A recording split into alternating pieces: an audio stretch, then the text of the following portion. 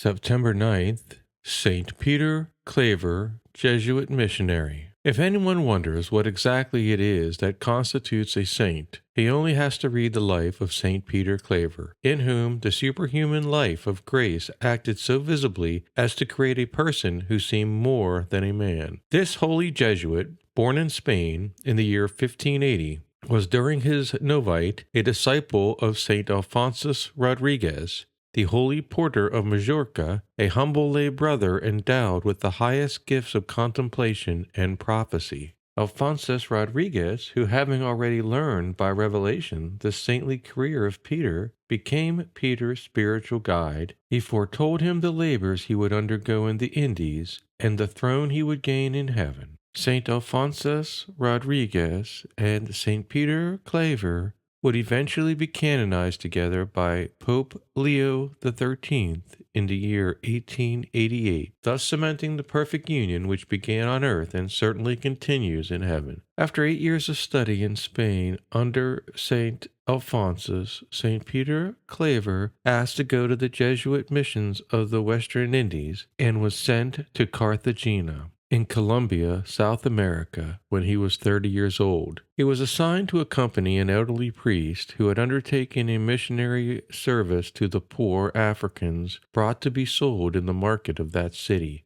These poor strangers spoke several languages but shared a common misery which St. Peter soon saw clearly. When the holds of the boats were opened, all one beheld was a confused mass of men, women, and children, sick persons mingled together with healthy ones, and often, alas, living beings next to cadavers, for the crossing made victims. The elderly forerunner of Peter, when about to retire, asked that the objects of his care be definitively confided to Peter Claver, a petition that he willingly granted. Thus began 44 years of unceasing dedication to their spiritual and material betterment by St. Peter. He watched for the arrival of slave ships which brought from 10 to 12,000 souls each year, and never failed to be the first to go aboard, accompanied by his interpreters, and carrying the provisions he had been able to beg. He greeted the living, arranged for the burial of the dead, and the transport of the sick to hospitals. Having won their sympathy, he went to them regularly with his interpreters and taught them,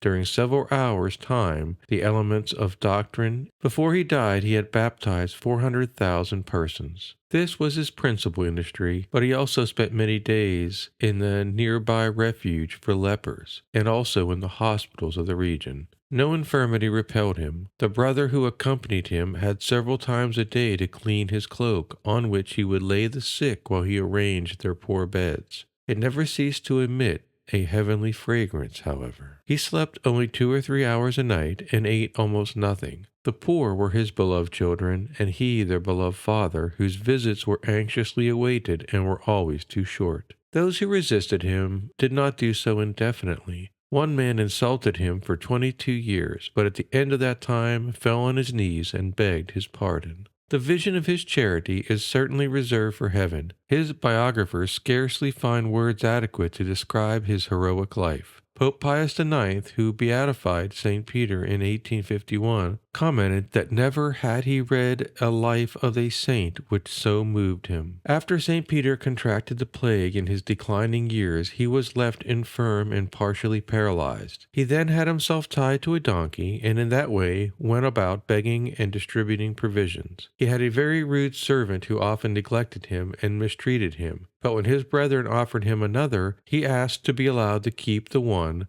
who treated him far better than he had ever deserved. 2 years after his death, at the age of 74, his body was found intact despite the humidity of the burial site and the live caustic covering it. Miracles proliferated there and elsewhere by the invocation of his name. A large church was built in Cartagena in his honor, and he became the second patron of his adopted land, Colombia.